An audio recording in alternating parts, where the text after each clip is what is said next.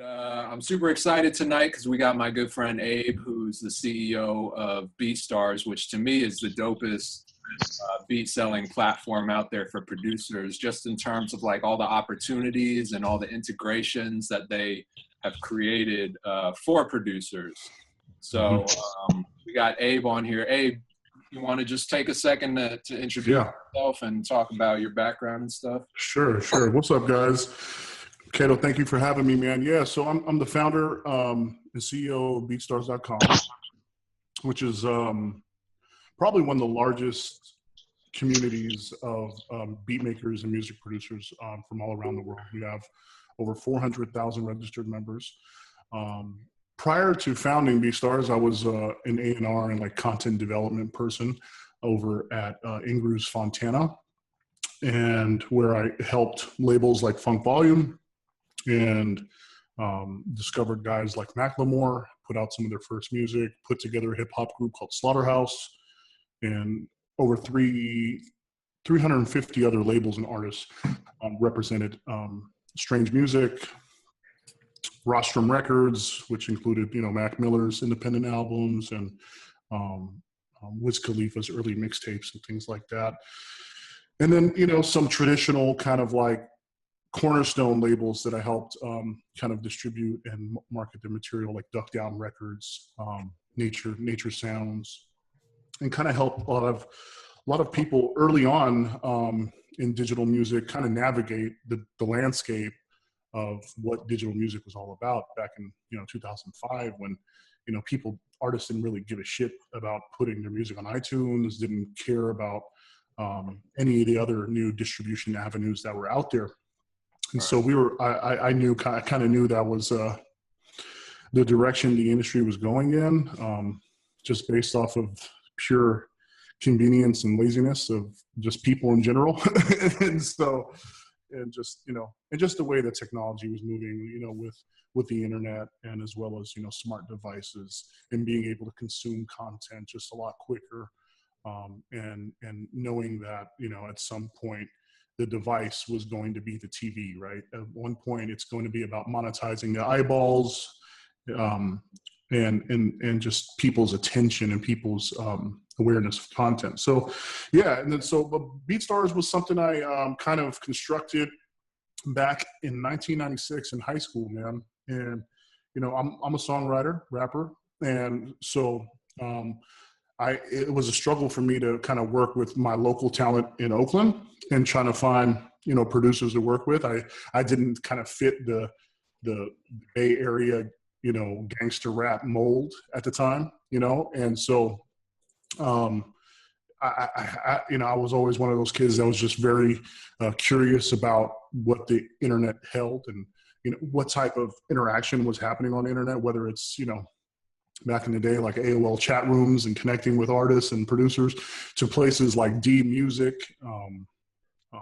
MP3.com. Like there was social networks before the social networks, right? There was always music has always kind of pioneered online engagement, collaboration before any of these companies, and you would even kind of, I'm pretty sure like the old CEOs of like MySpace and those guys will tell you that, hip hop was the driving force in building that community, because, hip hop artists are always known to kind of, not be afraid of showcasing their work wherever there was an audience. And we kind of, I feel like, the hip hop community was a huge force in kind of shaping what the internet is today.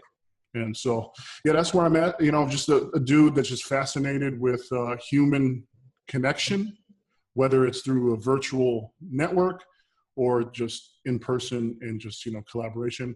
And so I just, I wanted to, venture out and build a platform where independent musicians, not based on their previous history or credits, just pure talent and pure devotion to the craft of making beats or songs, where they have a place where it's just unfiltered, where they can connect, collaborate, monetize their works. Everything is just completely transparent. And that was just kind of like one of my missions in life, to be able to build that community, and it's starting to happen. And it's a blessing to see guys like Kato succeed on there, and kind of see what he's doing outside of, the traditional kind of, social music networks, and being able to kind of have a really intimate approach with dealing with his artist customers, and even collaborators and fellow producers. Like, it's really, really intriguing to me that this room is happening right now. So I'm really, really happy to be here. Yeah, likewise, man. We're happy to have you. So fast forward to today. I mean, Yeah. there's a few other like beat selling platforms out there. But like I said, I mean, to me, BeatStars, is the best in terms of what you guys have been able to integrate into it. Right. Talk about just kind of like, because some of our members sell beats online, but others don't. So talk about like where the market is right now for that, and how much opportunity there is in selling beats online. Yeah, the total demographic is actually pretty large, and I've had to do a lot of analysis when talking to potential VC investors and major label partners, and kind of being able to kind of give them just a bird's eye view of what the total market is like. And you have a lot of people that you can consider casual artists that don't really take it really serious, but the lines are becoming really blur between now the casual artist and the artist that actually takes their craft really serious in regards to like commercializing and promoting the music, because you have these social platforms like YouTube, and you have these social platforms like SoundCloud, where anyone can upload a piece of audio from their computer, and now they're in the commercial game, right?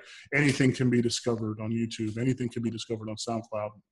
And so, the pressure is starting to build on those people to have better quality content. And so I would say that the total community of kind of writers and artists is somewhere in the range of 20 to 30 million people.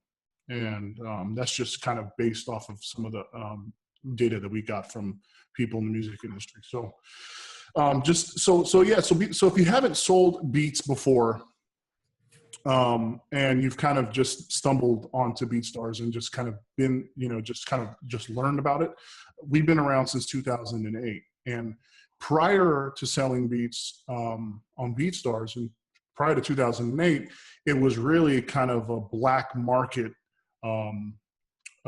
approach. Like, the licensing process was just not official. It was not legitimate. It didn't include license agreements. It didn't include a proper transaction, a proper business transaction. And so that's kind of why I kind of entered into the space, because you had places like SoundClick that was just here's put a PayPal button, and give me $30 and I'll send you a beat. But no one knew what the hell was really being transacted. Like, it was just still a black market, right? So that was like one of the frustrations that I saw, that there was no leader. There was no leader to come in. There was no one to come in and kind of say, hey guys, it's not about the business, it's about business and how it applies to you. And no one really applied it to them and to how to formulate their own businesses.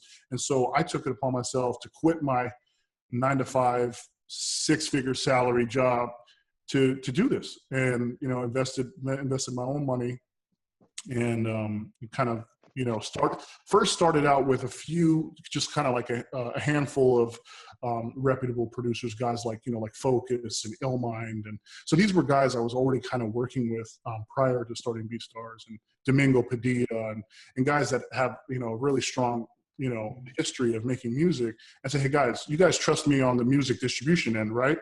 Trust me with this new marketplace that I'm going to build, and let's see if there's any.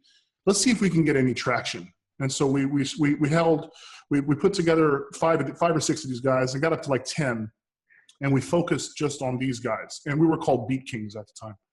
And it was fixed pricing. It was just one non-exclusive license and then one exclusive license. And it actually did really, really well. It was very, very surprising. Like I was like, okay. No one prior to that point have ever had the opportunity to purchase production from a Grammy Award-winning producer like Focus. That was never available, right? It just never happened. And guys like that at the time would never sell a beat for $30 or for $75 non-exclusively. It was beyond them, right? And still is to a lot of industry cats. A lot of industry cats still kind of don't grasp the idea just based off of their lack of business knowledge, just understanding the landscape. They just don't understand it. I used to be one of those guys. Yeah. So I got smarter. Yep. But you're not born a businessman though. Yeah. You know what I mean? You're not born, I don't fault anybody, but some people have just inherited that music gene and that's all they have. And in today's age, as an independent musician, you have to have a full arsenal of skills.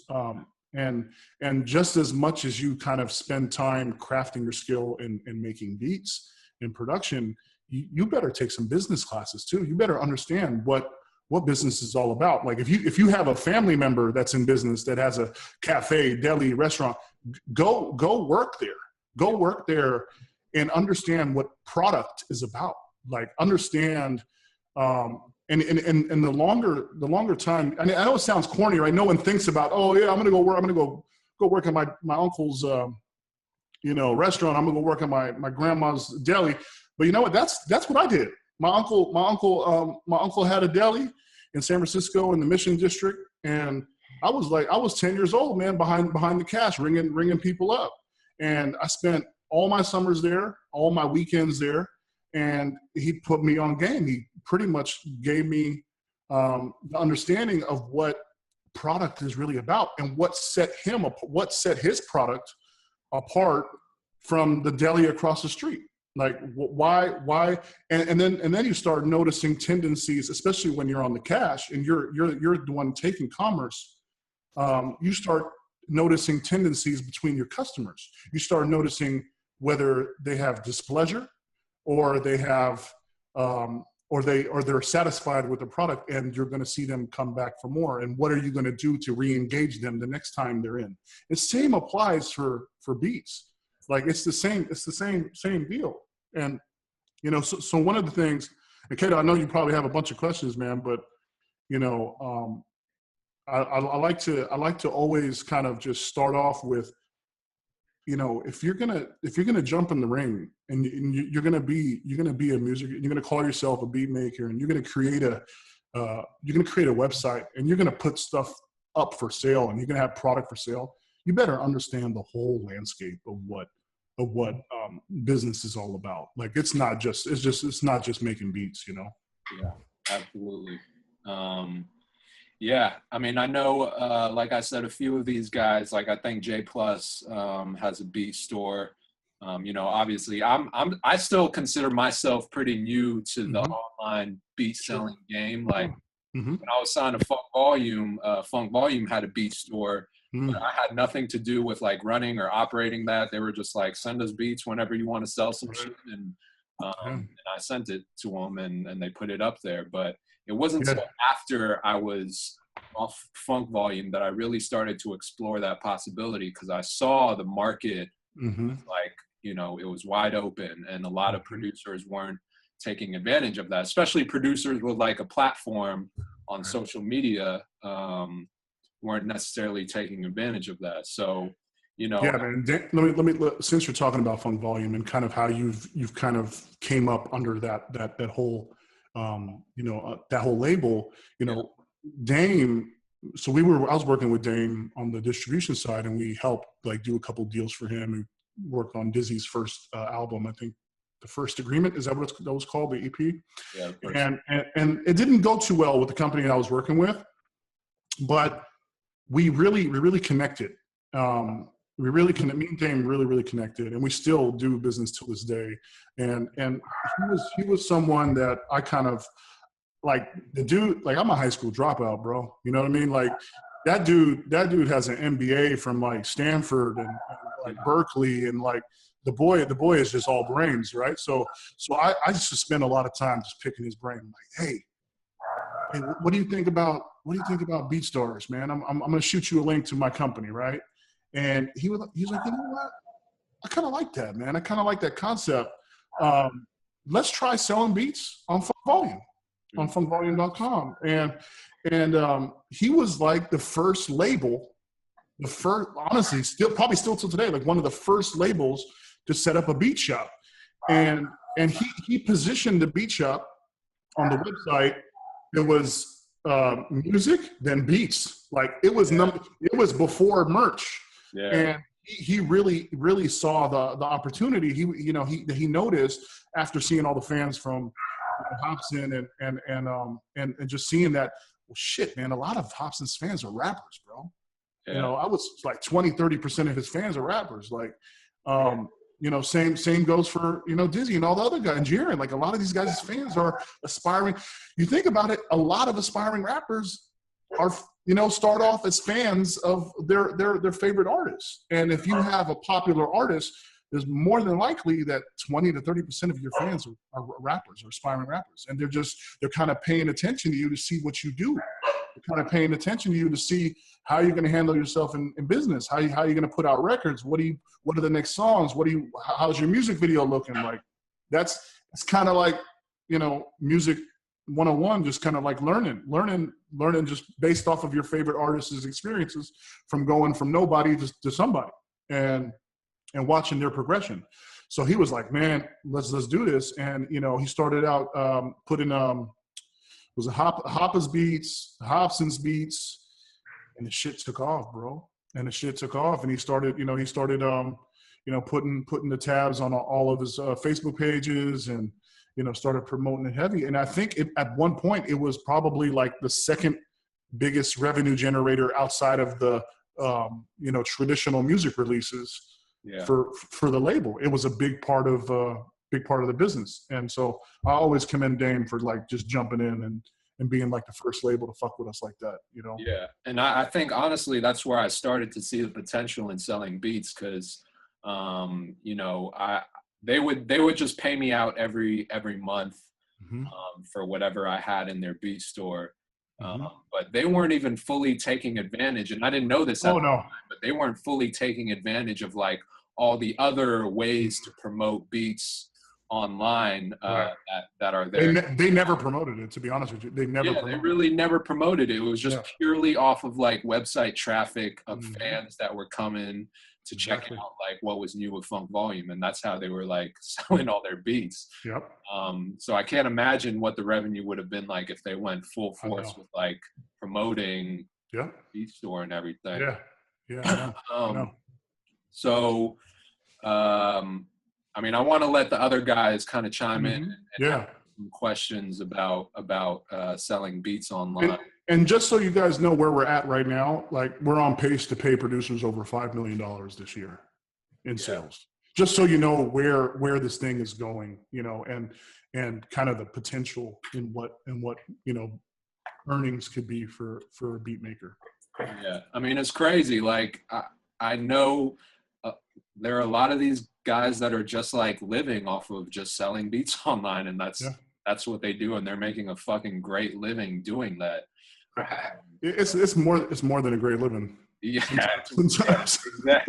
It's like where I'm aspiring to be, like as far as that level, you know. So it's crazy.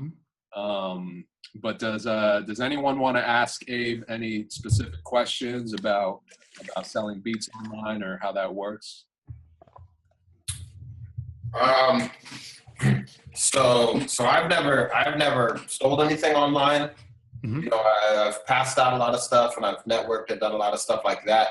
But in all honesty, I'm not entirely sure how like leasing something works versus an exclusive versus all the different ways. Because I mean, like if you pull up a beat, sometimes people have like 3 different price schemes for like one beat. Right. You know, I don't even know how that would work or how you would go about pricing something like that. I think that's definitely step number 1 of shit is figuring that out. So yeah, I think before even pricing beats, man, is just kind of are people rocking on your beats already? Like just the people that you're passing out stuff to. Yeah, I mean, Are they jumping on? Yeah. Yeah, absolutely. That's a great first sign for sure. Thank you. You know, I just got to find out how to monetize it more or less. Right. Well, the pricing structure has changed so much over the course of like the last 10 years, you know, but not in a bad way. I don't see it. I mean, when I was buying beats in high school, I was paying $350 for non-exclusive licenses. But those are, you know, those days are gone. And I kind of blame SoundClick for that. Those guys fucked it up. But I don't think that today's day and age, that you don't want less people. Like you don't want, like, I guess what I'm trying to say is right now we're in this age of like consumption, where your beats can be used in so many different ways by so many different people, by so many different entities, right? Not just artists, you know, where the non-exclusive license right now is kind of like, yo, bro, I think just making this thing really affordable, just like a really quick quick transactional fee where, you know, people just have access to the file as quickly as possible, where they're really not thinking about the price point anymore. You're going to generate a lot more money on the back end.